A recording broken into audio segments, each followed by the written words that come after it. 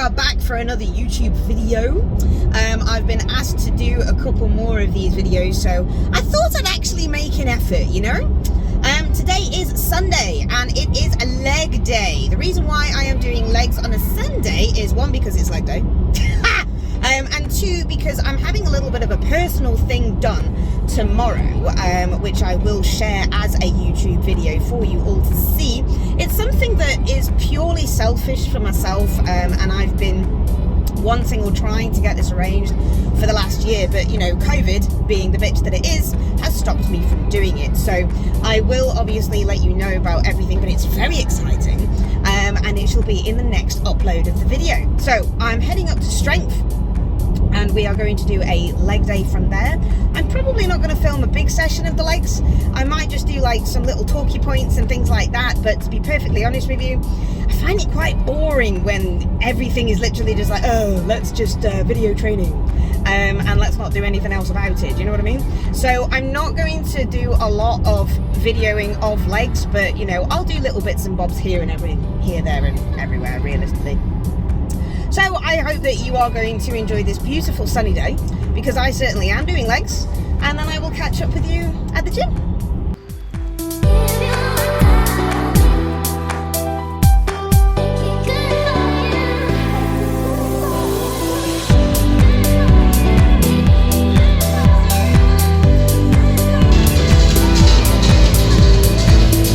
That'll be for a warm-up.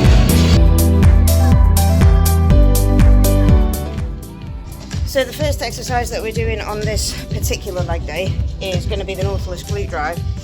Contemplating how to bloody get on the thing. A big tip that I can give you, especially when you are dieting, is when you get to a certain point of body fat levels, your hips are going to really take a bit of a hit when you come into the glute drive, especially when you have that belt really tight against you. So if you've got some knee sleeves, just literally lay them across your hips, because that will obviously give you some nice cushioning. If you don't have any knee sleeves, then use a hoodie, and just make sure that you have got it nestled really nicely in between your hips or over your hips, and that's going to take some pain off from you. So you can still probably push more weight than you think about, especially when you are dieting, but it may take a little bit of a brunt because of the pain in your hips, so that'll stop you from wanting to add any more weight on.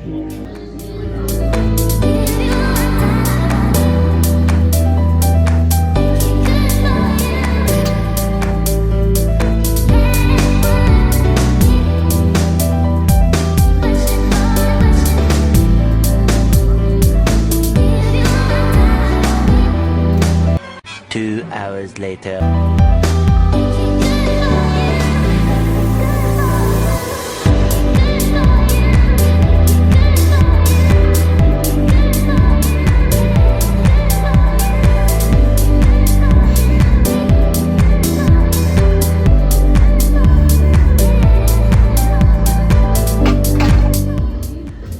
So 2 sets on the glute drive done, and now the second exercise is going to be the hip abduction, so the inner thigh machine, for those of you who don't actually want to call it the abductor machine.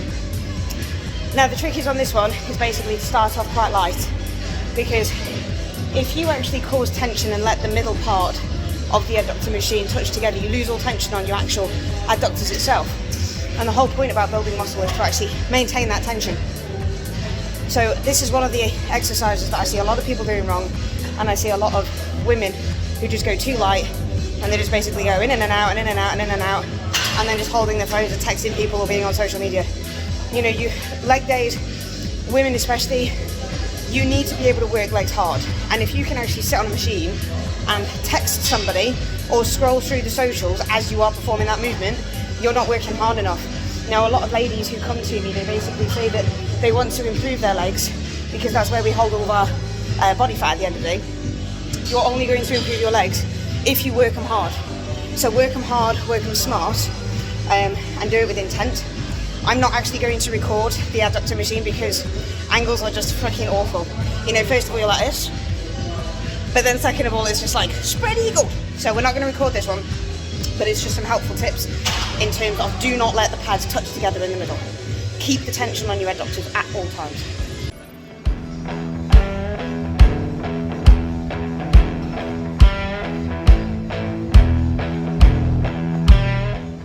2,000 years later.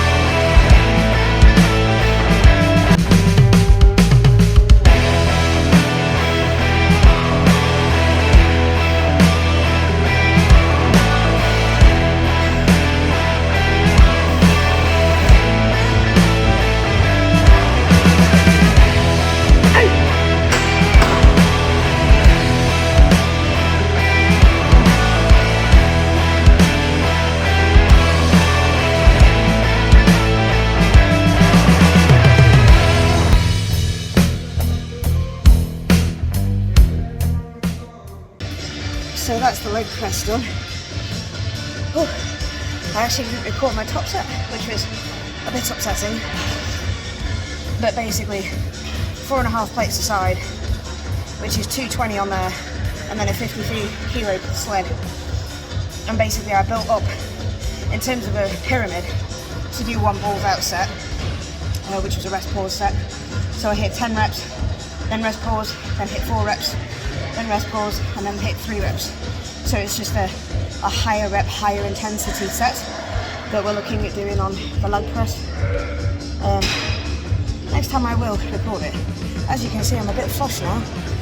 My face matches the colour of my hair. The best feeling in the world is when you take knee sleeves off after they've been on for 10 minutes. I'm leaving little sweaty foot patches on the floor as well. Priceless. So that's it, leg day done. So I've just got changed because, you know, baggy trouser life, need it. Now I am going to go and do some shopping. Was thinking about taking you with me. So should I or should I not? Possibly. I might do like a little bit of that.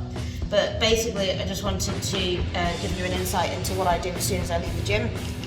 So these are just some supplements from Strong, and I've got Support Max, Ashwagandha and Maximize in here, literally just to help bring down my cortisol levels after I've finished a heavy training session, and to just bring my heart rate back down to a normal kind of satiated level.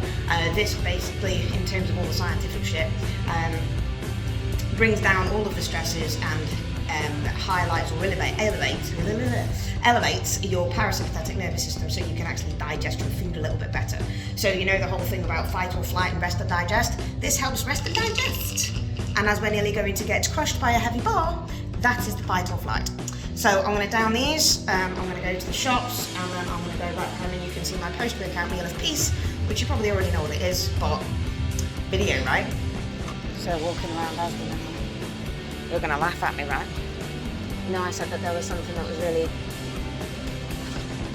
exciting. I've got news to tell you. Wonder what that's about, eh? Right, a top tip when you're doing your shopping. See these UFit? They're 25 grams of protein, but they also contain 12 grams of carbohydrate. So you're better off just buying your own protein powder and mixing it. Just take it around with you and buy a bottle of water in the shop. Don't fall for these things because you're using up a lot of your carbs. Like say for example, if you actually have 2 of these a day, that's 22 grams of your carbohydrate. You know you can have a sandwich for that. So smart shop. Shop smart. Don't be lazy. Buy powder. So we're back home and my legs hurt because I've done the shopping and basically haven't come through. So post-workout, told you I was going to do my post-workout, didn't I? So I will show you how I'm not going to give you a tutorial on cream of rice. There's fucking thousands of them out there. So basically go and Google somebody else. Realistically, go and Google somebody else. But basically what I'm going to do is I'm going to have cream of rice, with some whey and 100 grams of strawberries, and that is basically my post-workout, which I know sounds very, very boring, but it is very easy to do, it's very simple, it's very quick, and at this moment in time, I'm very hungry. So pre-workout, I have the same thing. I basically have bananas, and I have honey, and I have raspberries in it, and I actually make a protein mug cake with the Strong Velocity Whey, which is always rhubarb custard and one because gains. Post-workout, I don't like a mug cake, I like sludge. So I'll actually just use the Strong Chocolate Velocity Whey and just make a sludge and just pour it over the top. So, which you'll see in a moment. I'll put it here, like this.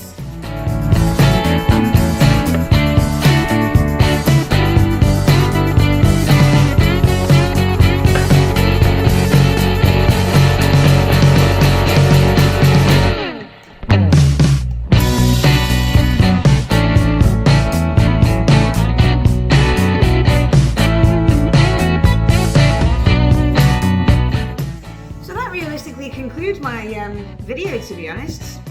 If you enjoyed it, great, give it a thumbs up. If you didn't, well, don't watch the next one, I suppose. But just to obviously finish off, I would actually say, I mean, I'm ruined after my leg day. I will say that, I am a little bit ruined. And one of the biggest things that I have found a lot of people fail to do after they finish a really heavy leg session is hydrate, or even any kind of session, to be perfectly honest with you. You know, there's so many people who will just do like a really heavy session and then just decide to just flop down and do nothing, when actually you should be massively hydrating yourself. So take that in mind and bear it in mind, because it is going to help recovery, and it's going to help rid all of your muscles of massive soreness. If you are better hydrated, you're going to sleep better, and you're going to recover better, ready to hit it on, you know, on the next session. Now, a lot of people do also have a higher frequency leg session. It's one of these big things these days. People want bigger legs, especially females, obviously, like I was alluding to earlier on. And if you want to do that, then a higher intensity, higher frequency block can be initiated. But if you're failing to recover, then you're not realistically going to be able to do it very, very well.